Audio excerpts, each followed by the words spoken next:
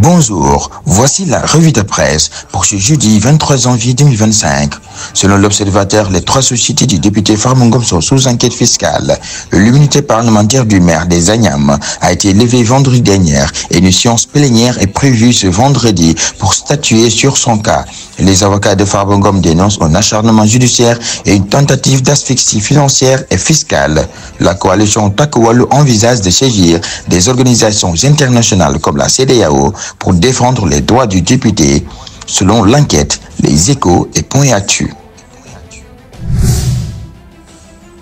Alors que l'affaire Farba Ngom continue de faire des vagues, d'autres questions judiciaires et politiques retiennent également l'attention. La Libération Leral Info rapporte que Oumar Sow et Abou Diallo ont été placés sous mandat de dépôt et ont passé leur première nuit en prison. Ils sont jugés ce lundi dans le cadre d'affaires judiciaires non précisées. Sur le plan économique, les changements majeurs sont en cours dans les institutions financières. Le quotidien et Point Actu indique que des changements ont eu lieu à la tête du Trésor public, du budget et de l'ITI. Cheikh Tidiane Diop a été remplacé par Amadou Tidiane Gaye à la direction générale du Trésor, tandis que Maguette Niang et Oulimata Sarr ont également quitté leur poste.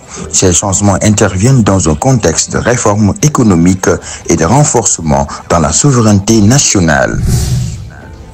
Dans le secteur agricole, des tensions entre bergers et agriculteurs ont conduit à des violences tragiques. Antenne Quotidien et Vox Populaire rapportent qu'un des frères Ngak a succombé à des blessures après une violente altercation entre bergers et agriculteurs à Djunto. Cet accident met en lumière les tensions récurrentes entre ces deux groupes, souvent liées à des conflits fonciers. Le secteur de la presse, quant à lui, traverse une crise sans précédent. Antenne Quotidien et Le Quotidien soulignent la situation alarmante des entreprises de presse au Sénégal. Le Conseil des diffuseurs et éditeurs de presse du Sénégal, CEDEPS, a interpellé le gouvernement, dénonçant une quasi-faillite du secteur due à la pandémie de Covid-19 et à la morosité économique. Plus de 15 000 emplois directs et indirects sont menacés et le CEDEPS appelle à un dialogue rénové avec des autorités. Sur le plan politique, des réformes administratives sont en cours. Direct News détaille les ambitions de réforme administrative du président de la République, Bassirou Diomaye Diakhar Faye.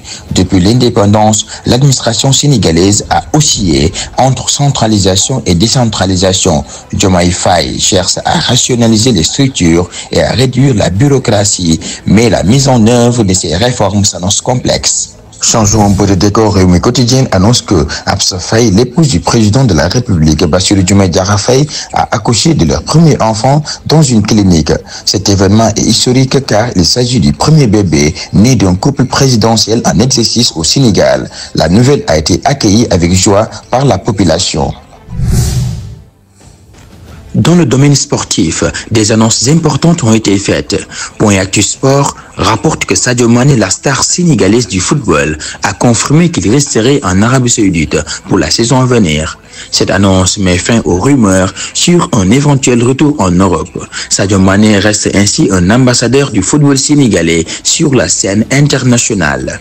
Changeons un peu de décor. Yorio révèle les impacts négatifs de l'exploitation du zircon à Diogo, où les habitants dénoncent des conditions de vie déplorables, le pollué, la destruction de la mosquée et de l'école, ainsi que les déplacements forcés des populations locales sont au cœur des préoccupations. Les habitants réclament des mesures urgentes pour améliorer leur situation. Dans le domaine culturel, des nominations importantes ont été annoncées. Informateur Quotidien annonce la nomination de Queen Biz, de son vrai nom Coumba Diallo, artiste et titulaire de Master 2 en sciences politiques, à la présidence du conseil d'administration PCA du Théâtre National Daniel Sorano. Cette nomination marque un nouveau chapitre pour l'institution culturelle avec l'espoir de renouveau artistique. Cette journée du 23 janvier 2025 est marquée par des développements dans divers domaines politiques, économiques, sociaux, environnementaux et culturels. Les défis restent nombreux, mais des initiatives sont en cours pour y faire face. La société sénégalaise continue de montrer sa résilience face aux difficultés, tout en espérant des changements concrets et durables. C'est tout pour cette revue de presse. À la prochaine.